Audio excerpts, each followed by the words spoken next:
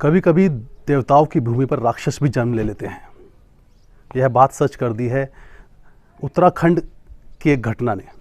उस घटना के बारे में शायद आज पूरा विश्व जानता है।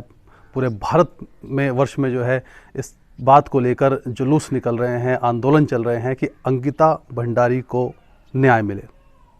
दोस्तों, मैं नितिन राय कक्कड़, मैं जिस बारे में आपसे आज बात करने जा रहा हूँ, जिस कहानी के बारे में आपसे बात करने जा रहा हूँ, ये एक ऐसी सच्ची घटना है जिसने पूरे दुनिया को हिलाकर रख दिया है। यह घटना ऐसी दौर में घटी है 2022, जिसको हम आधुनिक युग कहते हैं, जिसको हम एक जो है मॉडर्न इरा कहते हैं। यह एक ऐसी घटना घटी है जो अब से कम 100 वर्ष पूर्व की याद दिलाती है।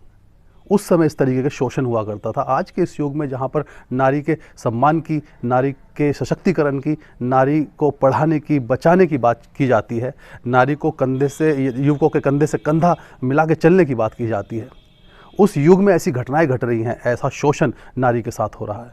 यह बहुत ही निंदनीय है।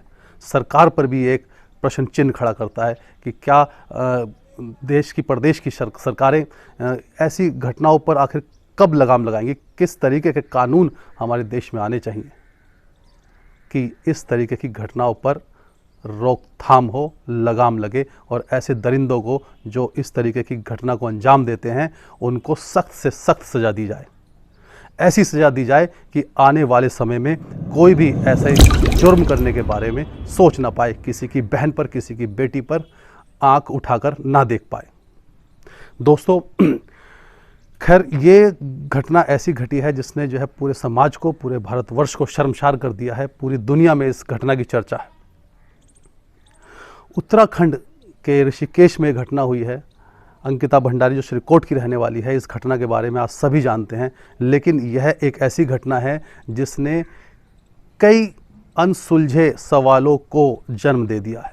बहुत सारे सवाल ऐसे उभर के आ रहे हैं, ऐसे निकल कर आ रहे हैं जिनका जवाब ढूंढ पाना हर किसी के लिए मुश्किल नज़र आ रहा है। सरकार भी नाकाम दिखाई दे रही है, क्योंकि अंकिता भंडारी का कत्ल होना, उस पर उसके कत्ल होने के बाद उसकी लाश को ठिकाने लगाना, उसकी लाश को नहर में पाया जाना और 5-6 दिन तक वह लाश नहर में रही, पानी में रही, उसे मछलियों ने नहीं खाया, उसकी लाश सड़ी नहीं, उसकी लाश फूली नहीं।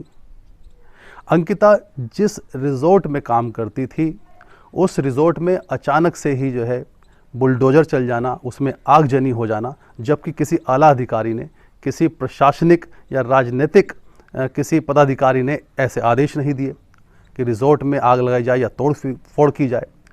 क्या यह सब बातें इस चीज़ को संकेत नहीं देती कि आरोपी को बचाया जा रहा है? क्यों बचाया जा रहा है? क्योंकि आरोपी रसूखदार है। वह एक पूर्व मंत्री का बेटा है। उसके पिता भाजपा में एक बड़े पद पर कार्यरत हैं, एक बड़े नेता हैं, पैसे वाले लोग हैं, कुछ भी कर सकते हैं। यही होता रहेगा क्या? जिसके पास पैसा होगा वो कुछ भी करेगा, किसी की बहन बेटी पर कभी भी किसी का आंचल खींच लेगा, किसी को किसी भी काम करने के लिए मजबूर करेगा, और नहीं कोई करेगा तो उसे मार दिया जाएगा। ऐसे भारतवर्ष की कल्पना तो किसी ने नहीं की थी। इस तरह के अत्याचार आखिर कब रुकेंगे? इस चीज़ को लेकर लोगों में आक्रोश है। पूरा उत्तराखंड ही नहीं, पूरे भारतवर्ष में इस चीज़ को लेकर आक्रोश है। हर कोई इस बात को बहुत ही निंदनीय बता रहा है कि अपराध होने के बावजूद, अपराध के सारे साक्ष्य मिलने के बावजूद अभी तक जो है आरोपियों के साथ बहुत ही सॉफ्ट तरीके से व्यवहार किया जा रहा है। अभी तक उसको बचाव के प्रयास किए जा रहे हैं, लेकिन ऐसा नहीं हो पाएगा। ये बात मैं आज पूरे भारतवर्ष से कहना चाहता हूँ, अपने इस चैनल के माध्यम से आप सबसे कहना चाहता हूँ कि इस तरीके के अत्याचारों पर हम सबको एकत्र होकर लगाम लगानी पड़ेगी, आवाज़ उठानी पड़ेगी। जो भी इसके खिलाफ आवाज़ उठा रहे हैं, इस जो आंदोलन में शामिल हैं, उन सबका किसी न किसी रूप में आप लोग उनको सहयोग दो, उनका मनोबल ऊंचा करो और आज मैं कोई कहानी नहीं सुना रहा हूँ, आज मैं सिर्फ अपने मन की बात कर रहा हूँ। अंकिता भंडारी वह जहाँ भी है उसकी आत्मा को भगवान शांति दे, उसके परिवार को इस दुख को सहने की शक्ति प्रदान करे। और साथ ही साथ मैं सरकार से ये कहना चाहता हूँ कि आप कुछ ऐसे नियम बनाइए जिससे कि आगे इस तरीके के अपराध या इस तरीके की घटना किसी के घर में ना हो, किसी की बहन बेटी के साथ ऐसा सलूक ना हो। इसी के साथ मैं अपने शब्दों को विराम देता हूँ। जय हिंद, जय भारत।